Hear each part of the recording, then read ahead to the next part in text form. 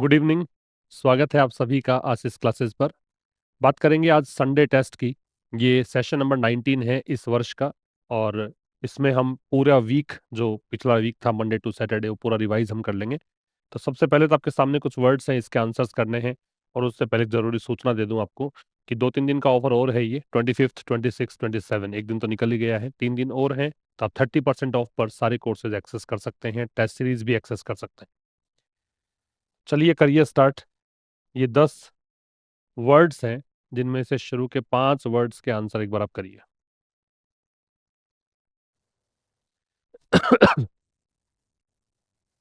और बहुत ही बेहतर होगा अगर आपको वर्ड कैटेगरी भी याद आ जाए, पार्ट्स ऑफ स्पीच भी याद आ जाए। तो देखिए, पहला जो है वो है इक्विटेबल। ये एडजेक्टिव है।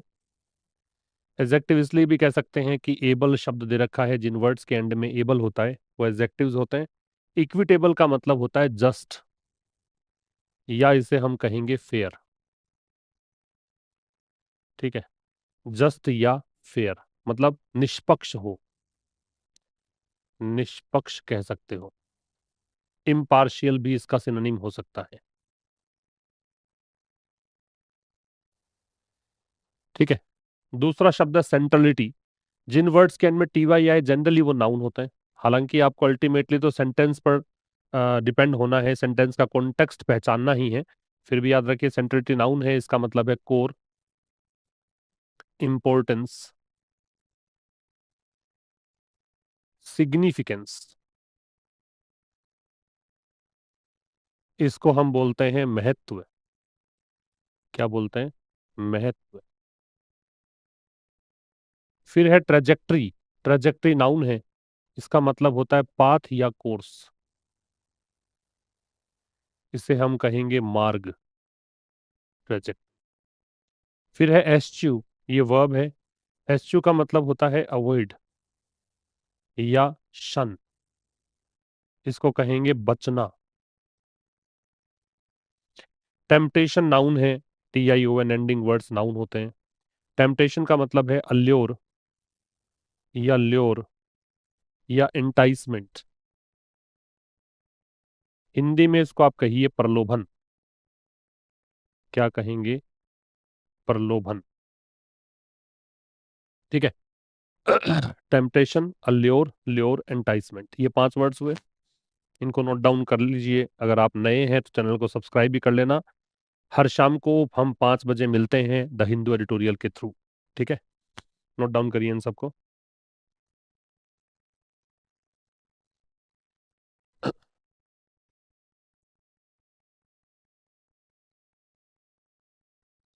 आगे चला जाए। नेक्स्ट देखिए, अगला है हाइटेंड, अपराइजिंग, टेन्युअस, पोर्टेंड, रिपरकशन। देखो एक बार कोशिश करो याद करने की। हाइटेंड। हाइटेंड क्या होता है? ये होता है एम्पलीफाइड कह सकते हो। एम्पलीफाइड। एस्केलेटेड कह सकते हो। इंक्रीज्ड कह सकते हो। हिंदी में कह सकते हैं बढ़ा हुआ। बढ़ा हुआ। ठीक है, और ये एडजेक्टिव। अपराइजिंग भी एडजेक्टिव है। इसको हम कहेंगे रिवोल्ट, या इसे हम कहेंगे रिबीलियन। हिंदी में इसे कहेंगे विद्रोह।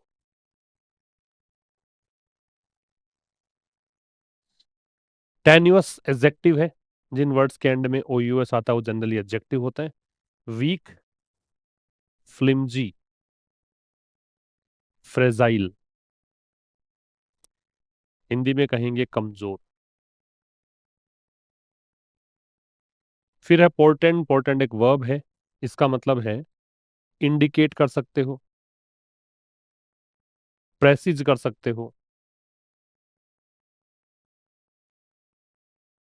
या फिर आप इसे फोरटेल कर सकते हो। भविष्य में जो घटित होता है उसका संकेत देना, पूर्व संकेत देना, पहले से ही संकेत देने को बोलते हैं पोर्टेंट। एक रिपरकशन, ये नाउन है। इसका मतलब है फॉल आउट, या कहेंगे रिजल्ट, या कहेंगे आउटकम, हिंदी में कहेंगे परिणाम।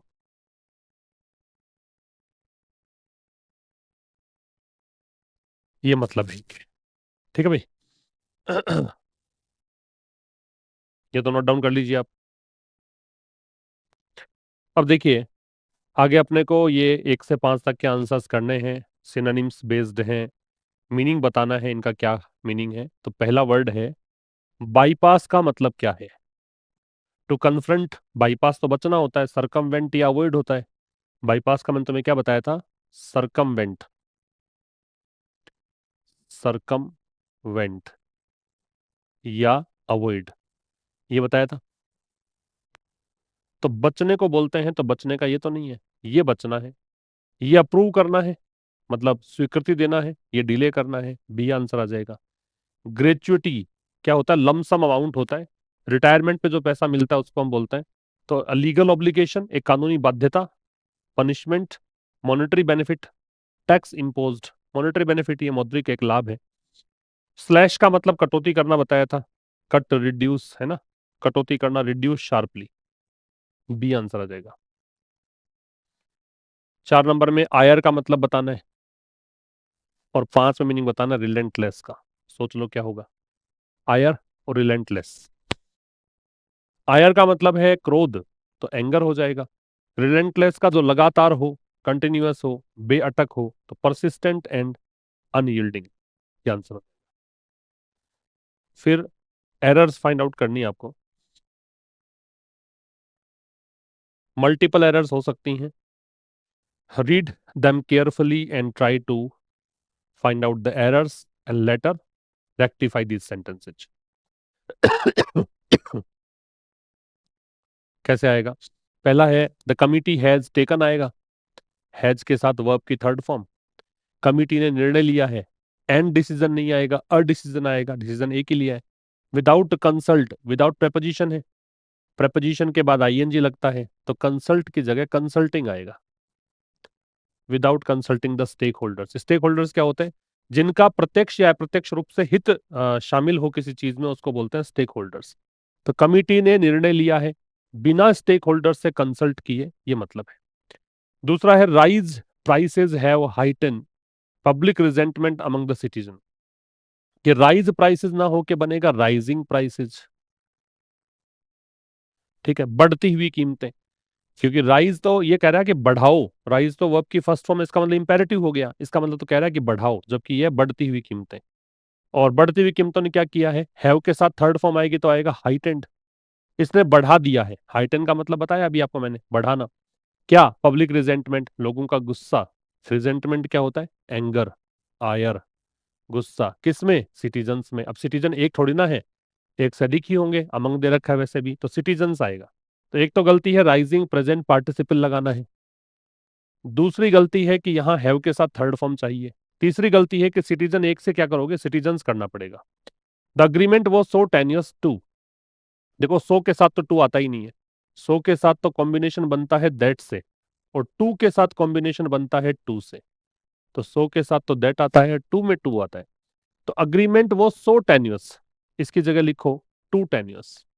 अग्रीमेंट जो है वो इतना कमजोर था कि sustain for a long period, for a long period होता है, केवल लॉन्ग पीरियड नहीं होता, कि लंबे समय तक सस्टेन नहीं कर सकता, कंटिन्यू नहीं कर सकता, चल नहीं सकता, ड्यूरेबिलिटी नहीं है। अथॉरिटीज मस्ट एस्च्यूज, मस्ट मॉडल है, मॉडल के साथ क्या चाहिए? बेस फॉर्म, बेस फॉर्म चाहिए तो एस को हटाइए। एस्च्यू क्या होता है? अवॉइड करना होता है, बचना होता है। अ टेम्पटेशन ऑफ सेंट्रलाइज पावर, अब एक तो ये टेम्पटेशन कौन सा है? टेम्पटेशन है पावर को सेंट्रलाइज करने का, तो ये टेम्पटेशन निश्चित हो गया, तो दे लगाओ। फिर ये ओव लग रखा है, तो यहां सेंट्रलाइजिंग करो, या फिर यहां पे टू लगा दो, फिर टू के साथ तो बेस फॉर्म चल जाएगी, या ओव लगाओ, ओव के साथ आईएनजी लगेगा। रिपीट कर रहा हूं, अथॉरिटीज मस्ट एस्च्यू, मस्ट के साथ बेस फॉर्म, क्या? द टेम्पटेशन, टेम्पटेशन से पहले दे लग गया। टेम्पटेशन किस चीज का है? टू सेंट्रलाइज कर दो, या ओव लगाओ तो आईएनजी लगा दो। द अपराइजिंग, वॉज आएगा वर्ग के स्थान पे। Uprising was a direct repercussion of policy failures. Uprising क्या होता है? रिवोल्ट या रिबेलियन, विद्रोह। जो विद्रोह था वॉज अ डायरेक्ट रिपरकशन, वो एक प्रत्यक्ष परिणाम था। अब प्रत्यक्ष परिणाम यहां पे तुम ए भी लगा सकते हो और दे भी लगा सकते हो, किसका? पॉलिसी फेलियर्स का। ठीक है। The uprising was a direct repercussion, चाहो तो यहां दे लगा सकते हो क्योंकि पॉलिसी फेलियर्स का परिणाम है, और हो सकता है उनमें से कोई एक परिणाम था, ऐसा भी कर सकते हो। दोनों ही सही होंगे, तो यहाँ पे आंसर आएगा वॉज। ठीक है, क्लियर यहाँ तक? अब हमें ट्रांसलेशन वाला सेगमेंट देखना है। ट्रांसलेशन में पहला सेंटेंस देखिए क्या है। समान विकास सुनिश्चित करने के लिए संसाधनों का न्याय संगत वितरण आवश्यक है। तो देखो ये अलग पार्ट है और ये अलग है, ये चाहो तो शुरू में ले लो। समान विकास सुनिश्चित करने के लिए, समान विकास मतलब इक्विटेबल डेवलपमेंट कह सकते हो। करो कोशिश जैसे भी बनाना आता तुम्हारे को, और ये फिर यहां से सेंटेंस स्टार्ट कर देना, संसाधनों का न्याय संगत वितरण।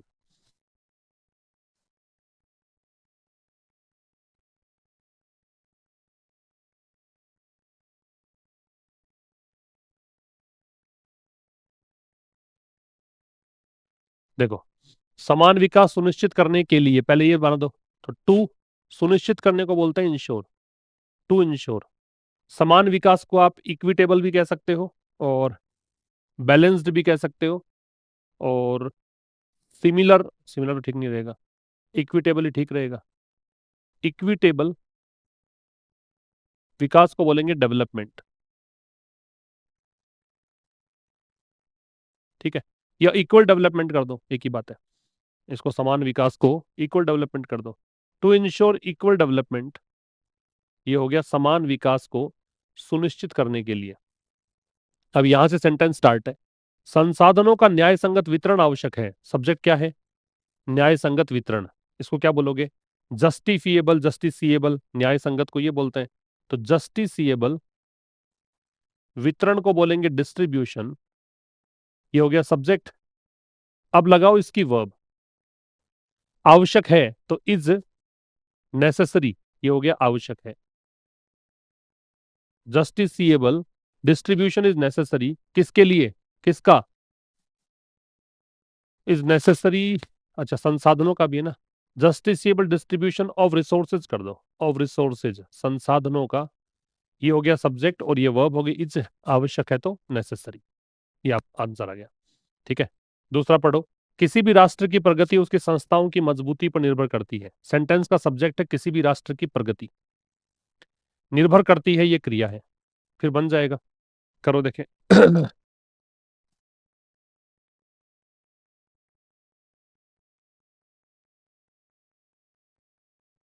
बताऊं? देखो क्या है, प्रगति, तो द प्रोग्रेस। प्रोग्रेस से पहले द इसलिए कि प्रोग्रेस किसकी है वो दे रखा है। The progress of any nation, किसी भी राष्ट्र की प्रगति। निर्भर करती है तो कर दो depends. The progress of any nation depends. ठीक है, प्रेजेंट सिंपल है, ता है, ते है, ती है। किस बात पर? उसकी संस्थाओं की मजबूती पर। तो डिपेंड्स ऑन, पर के लिए ऑन उल्टा चल रहे हैं, मजबूती को बोलेंगे स्ट्रेंथ। स्ट्रेंथ किसकी है दे रखा है तो दे लगा दिया। ओ, उसकी संस्थाएं, तो प्रोग्रेस ऑफ एनी नेशन, तो इस नेशन के लिए इट्स आ गया। संस्थाओं को बोलेंगे इंस्टीट्यूशंस, इंस्टीट्यूशंस। ये आंसर आएगा। The progress of any nation, किसी भी राष्ट्र की प्रगति डिपेंड करती है किस पर? स्ट्रेंथ पर। स्ट्रेंथ किसकी? इसके इंस्टीट्यूशंस की स्ट्रेंथ। सत्ता का अत्यधिक केंद्रीकरण लोकतांत्रिक संतुलन को कमजोर करता है। सत्ता का अत्यधिक केंद्रीकरण सब्जेक्ट है। ऐसे करना, अत्यधिक केंद्रीकरण फिर किसका? सत्ता का, ये सब्जेक्ट हो गया। कमजोर करता है वर्ब हो गई, फिर उल्टा चलोगे लोकतांत्रिक संतुलन तो बन जाएगा। केंद्रीकरण को सेंट्रलाइजेशन बोलते हैं।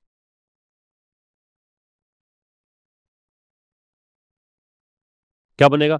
अत्यधिक केंद्रीकरण को बोलेंगे एक्सेसिव, एक्सेसिव सेंट्रलाइजेशन, किसका? सत्ता का, और पावर। यहां चाहो तो दे भी लगा सकते हो, द एक्सेसिव, क्योंकि किसका ये केंद्रीकरण है वो दे रखा है, तो the excessive centralisation of power कमजोर करता है को बोलिए वीकन्स, ये प्रेजेंट सिंपल, वीकन्स। किसको? लोकतांत्रिक संतुलन को। क्या आ जाएगा? डेमोक्रेटिक। ये हो गया लोकतांत्रिक संतुलन को बोलेंगे balance, democratic balance. Excessive centralisation of power weakens democratic democratic balance. ठीक है, नेक्स्ट है संघर्ष विराम अस्थायी राहत दे सकता है लेकिन स्थायी समाधान नहीं। संघर्ष विराम सब्जेक्ट है, दे सकता है ये क्रिया है। क्या दे सकता है? राहत। उल्टा चलेंगे, ये नहीं। संघर्ष विराम को सीज फायर बोलते हैं। कोशिश करिए। सीज फायर कैन गिव, दे सकता है क्या? अस्थायी राहत। अस्थायी को टेम्परेरी या प्रोविजनल बोलते हैं, टेम्परेरी रिलीफ। लेकिन स्थायी समाधान नहीं, बट नॉट। स्थायी को बोलेंगे परमानेंट और समाधान को बोलेंगे solution. Cease fire can give temporary relief but not permanent solution. सरकार को अल्पकालिक लाभ के प्रलोभन से बचना चाहिए। सब्जेक्ट है सरकार, फिर क्रिया लगानी है बचना चाहिए, शुड लगा के। और किससे बचना चाहिए? उल्टा लगा दीजिए, उल्टा करिए, सेंटेंस बन जाएगा।